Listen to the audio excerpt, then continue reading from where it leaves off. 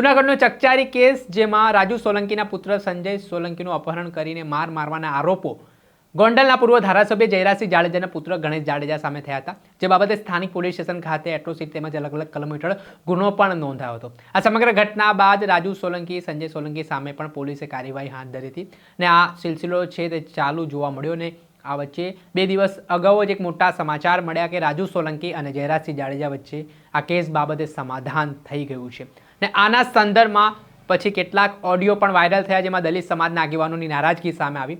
ગોંડલમાં દલિત સમાજના આગેવાનોની બેઠક પણ મળીને આ બેઠકમાં રાજુ સોલંકીએ સમાજને વિશ્વાસમાં લીધા વગર આ સમાધાન કર્યું હોય તે પ્રકારના આરોપો સામે આવ્યા, જેમાં આક્ષેપ એવા પણ આવ્યા કે પૈસા લઈને પણ આ સમાધાન છે તે કરવામાં આવ્યું હોઈ શકે છે। આ બાબત તમામ બાબતના સંદર્ભમાં આજે ગણેશ જાડેજાના પિતા અને ગોંડલના પૂર્વ ધારાસભ્ય જયરાજસિંહ જાડેજાએ મામલે ખુલાસો કર્યો છે। જે ઘટનાના સંદર્ભમાં તેમણે જે વાત સામે આવી રહી છે, કેટલાક લોકો આરોપ કરી રહ્યા છે કે રાજુ સોલંકીએ પૈસા લઈને સોદો કરીને આ સમાધાન કર્યું છે, તે બાબતને તેમણે ફગાવી છે। એટલું જ નહીં, તેમણે નિવેદન આપતા કહ્યું કે આ સમગ્ર ઘટના પાછળ મુખ્ય ભૂમિકા અનિરુદ્ધસિંહ જાડેજાની રહી છે। પહેલા તો સાંભળો શું કહી રહ્યા છે જયરાજસિંહ જાડેજા। જે બાપુ સમાધાનને લઈને બેઠક યોજાઈ છે, શું કહેશો? જનરલ અમારે 2 દિવસ અગાઉ મળવાનું થયું હતું, ત્યારે અમારે પ્રાથમિક ચર્ચા બધી થઈ। ચર્ચાના અંતે આજે મળવાનો અમારે ફરીથી નિર્ણય થયો।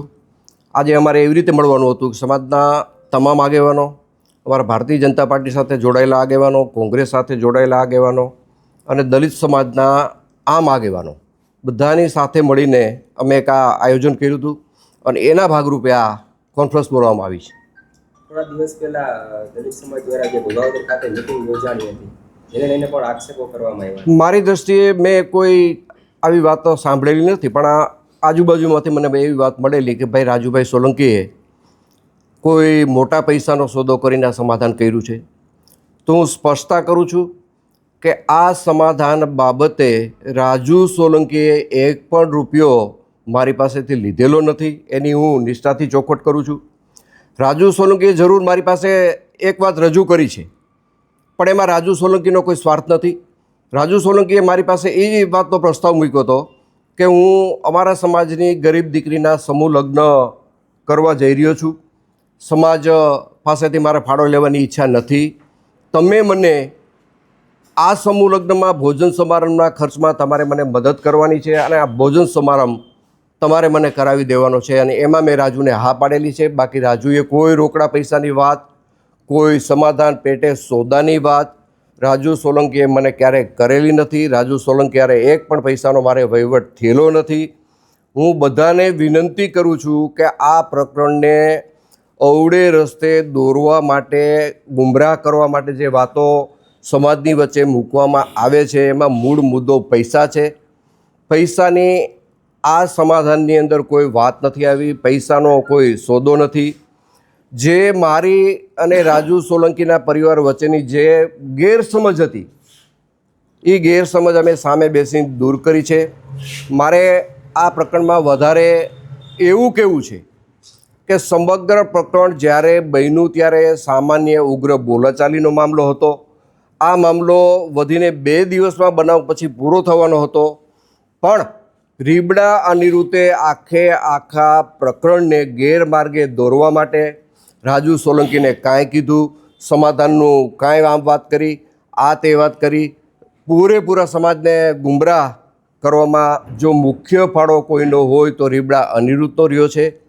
રાજુ સાથે બેઠા પછી મને ઘણી વાતની ખબર પડી કે આ પ્રકરણમાં રાજુ કંઈ દોષિત છે જ નહીં અને આ પ્રકરણને અવળો રસ્તો ચીંધાડવા માટે, આખી વાતને ગુમરાહ કરવા માટે અને પ્રકરણને આખું ડાયવર્ટ કરવા માટે માત્ર ને માત્ર જો આમાં કોઈનો હિસ્સો હોય તો આ પ્રકરણને ગેરમાર્ગે દોરવામાં રીબડા અનિરુદ્ધનો હિસ્સો છે। રાજુ સોલંકીએ ક્યારેય પૈસાની વાત કરી નથી। રાજુ સોલંકીના પુત્ર જે મારી બાજુમાં બેઠો છે સંજય, એમને કોર્ટ સમક્ષ જે કાંઈ બનાવની હકીકત હતી એ હકીકત કોર્ટ સમક્ષ એને રજૂ કરી દીધી છે। વાત હવે પછીના કેસની છે, તમારા કેસની રીતે પણ સમાધાન થઈ ગયું છે, કાયદાની રીતે પણ સમાધાન થઈ ગયું છે અને મૌખિક અમે બેઠા પછી એક પારિવારિક ભાવનાથી અમારી વચ્ચે આ સુખદ અંત આવ્યો છે। આ વસ્તુને કોઈ અવળે રસ્તે ન દોરે, કોઈ જુદી રીતે ન જોવે। રાજુ સોલંકી પણ ભોગ બનીને આવ્યો છે ત્યારે એને કોઈએ કાંઈ કરી દીધું નથી. અનિરુદ્ધે માત્ર ને માત્ર વાતું કરી છે. અનિરુદ્ધ તરફથી રાજુ જેલમાં ગયા પછી કોઈ જાતનો સહકાર મળેલો નથી. રાજુની હાજરીમાં હું કહું છું.